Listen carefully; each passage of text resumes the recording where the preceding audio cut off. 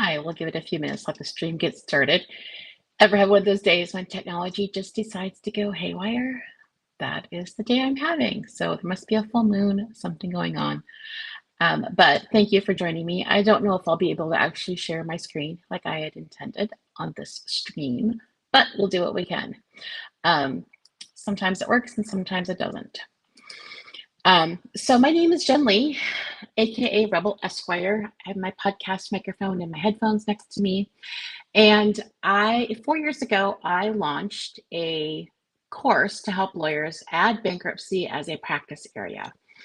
And it was about 16 hours or so, 14 to 16 hours of content. And it went from everything from like what you need to get started with admissions before you even get started, how to calculate out potential revenue, calculate out what you need, all of those kinds of things through practice software, logistics, the bankruptcy client process, the initial consultation, bankruptcy itself, bankruptcy basics for Chapter 7 and 13, fee agreements, how to market, cases, stories from the trenches, and I've added a few modules over the years as freebies for those who had bought the course.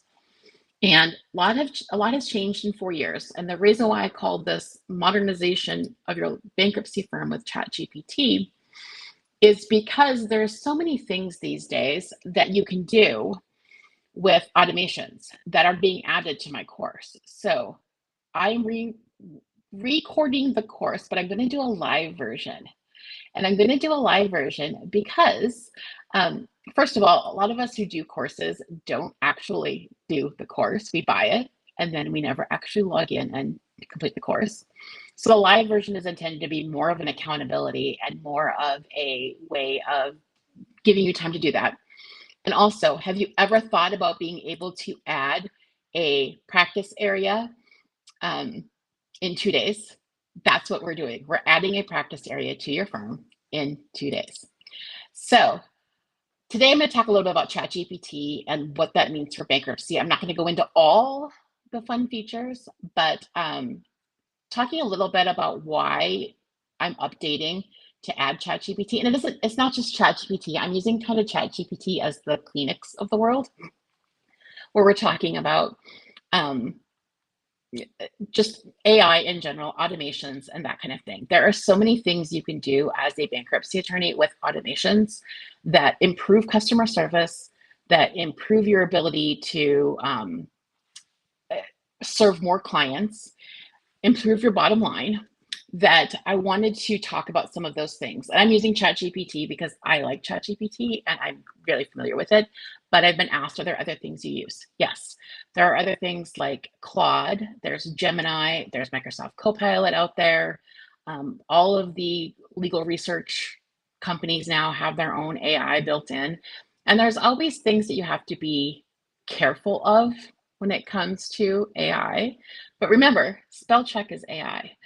And so whenever I hear someone say, oh, I don't touch AI, I'm like, I guarantee that if you've driven your car today and it's got lane avoidance or you've spell checked a Word document, you've used AI today. So today I wanted to talk a little bit about ChatGPT and the kinds of things that it could do. And when we're adding this in as part of, we're going to add this into the software module of the course so that we talk about practice management software, we talk about bankruptcy software, and then we talk about automation software. And a lot of these things link together. Practice management software links. You can use Zapier to link things. And so I used ChatGPT today to log in and figure out all of the ways that someone who has never used ChatGPT could use ChatGPT to automate their law firms. One of the easier ones, I would say probably, is automation of client appointments and communications.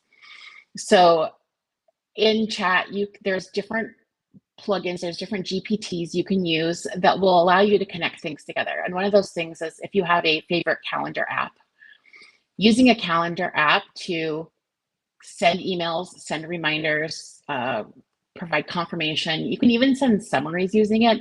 Now, I don't advise uploading confidential information into any of the open universes out there.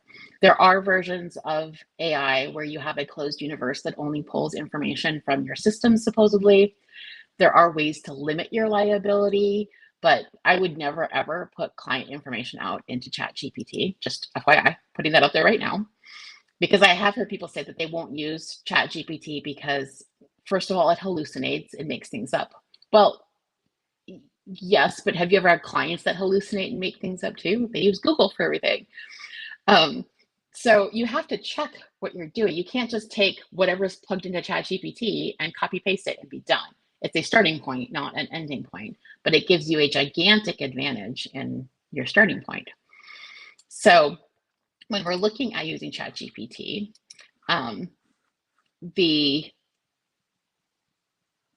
you can use Zapier, there's all kinds of plugins for ChatGPT. I can put some screenshots into the chat to show you as well, since my screen sharing isn't working right now, but you can use it for appointment scheduling. You can use it as confirmation emails, which some schedulers do that already. This would be if you wanted to add in reminders that your scheduling software didn't do, if you wanted to add in a form that you want them to fill out before their appointment with you. If you want them to pay a fee after they schedule, you're going to do some kind of conflicts check and you want them to pay a fee, you could send that link out using ChatGPT automations. There's other things you can do that get into a little bit more interesting. You can automate some of your intake. Now, again, I would not have your client put information into your online intake form and then have it run through ChatGPT. That I just wouldn't do that. But there's all kinds of, again, forms. It automates fee agreements. I have used it for connecting my fee agreements where we just send the fee agreement, it gets signed, everything gets processed, it gets put back into Practice Panther, which is my case management system, and it is all, there's no downloading, no uploading, no saving, no anything. It just happens. The other thing that ChatGPT is really good for, especially in bankruptcy, and you may not know, if you're not practicing bankruptcy and you're looking at adding this, it's a fun area to educate on because there is so much bad information out there that you can use ChatGPT to fix some of that bad information that's out there. So you can write articles. You can take an article and debunk it. I have several on my website that I've posted over the years of all the things that are wrong with articles. You could even ask ChatGPT a question that you know it likely will get wrong, and then use that to show people why they should not use ChatGPT as their lawyer. So again, I'm not advocating to use ChatGPT as your lawyer. Optimizing legal research. You can, all of the main legal research companies out there now are including some sort of optimization with AI, allowing you to complete documents, write briefs, do initial briefs. I even will use ChatGPT to write initial drafts of things. Now, I go through every single site and make sure it exists and that the reason I'm citing it is for the reason I want it to be. There are lots of horror stories there. And in fact, I was on training earlier today and they were convinced you should never use ChatGPT. I'm not on that fence right now. I think it should be used, but you can use it for a lot of different things. And using it for legal research means a lot of times what I do is I tell it the facts of what I want it, what my situation is, with no client information. But then you can ask it to point out everything that the other side could argue. And it will give you like both sides of the arguments and you can prepare things that way, which is really good for people like me. I don't think well on my feet in court. I'm autistic and ADHD and I just don't, there's something about being in court I don't function well. I smile when I'm nervous. And so in court, I'm often smiling when it's not a good place to smile. So I use it to be more prepared for things. You can automate all kinds of administrative tasks. If you're doing billing, if you're doing follow-up emails, Microsoft Copilot is actually really good for that too. It'll complete things. You can save templates that it'll automatically generate based on what you've put into Microsoft Copilot. And then my favorite thing to use ChatGPT for though is marketing. it will create all kinds of marketing for you in 5 minutes or less. And so I had some examples that I had done for a previous talk that I did on ChatGPT. And you can use it for marketing, blog posts, email drafting. Now, I will caution you. If you are using it for those things, it is obvious when someone has copy pasted from ChatGPT into a LinkedIn post, into a Facebook post, into a blog post, into an article. There is very distinct formatting and style choices for sentences. So I can tell as soon as I see something that's completely copy pasted. It has style choices I don't like. In the course, we're going to go through some of the prompts that you can use to get rid of those style choices. So I don't think much when I see people just copy pasting, because either they haven't read it or they haven't created it to be their own voice, I guess, looking at it. So I was asked to write an article a few months ago. It took me about 2 minutes to write the article. It took me longer to edit than it did for ChatGPT to generate it. And it was pretty much my thoughts. So in ChatGPT, one of the other things we're going to go through in this module during the course is how do you create a GPT, a custom GPT that mimics your style, mimics what your background is, mimics what you probably would say in a situation.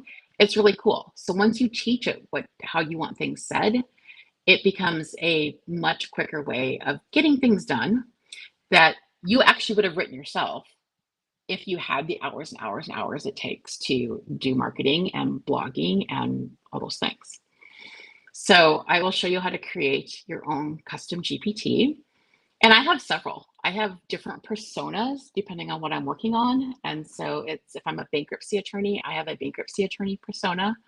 If I'm working as a consultant with law firms teaching bankruptcy or talking about charging for consultations or talking about how to add practice areas, get away from the billable model, all of those things, then I tend to use a different GPT for those things. So it's fun. And you can be pretty creative with it if you want to be creative with it. So again, I use it for a lot of marketing, a lot of blog posting, email drafting. If you're stuck on something, you can often just ask questions and say, hey, I'm thinking about creating a podcast. And my podcast is intended for lawyers who like wine.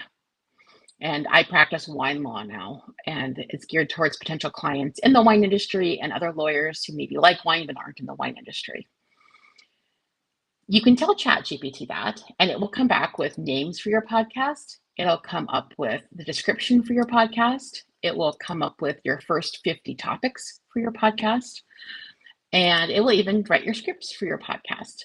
And it may seem like that's too easy or too, like you're cheating. But what I will say is the stuff that it's created has just increased the innovation in my mind, has increased my ability to think even faster and be able to produce more content, more interesting things for me to do, keep my brain busy.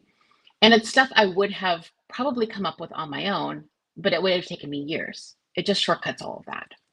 So when we're talking about bankruptcy practice and ChatGPT and AI, the reason why I'm talking about it is because this is one of the big things that changed in the last 4 years since I originally created my course. And I want to make sure that in this version, this live version that we're doing, we talk about all those changes. There have been some bankruptcy law changes. Those are all in there as well. But technology is a huge change. And there are different softwares out there now. Some softwares have left the market since I originally did the course. And so when we're talking about adding bankruptcy as a practice area in 10 hours, which is what it's scheduled for,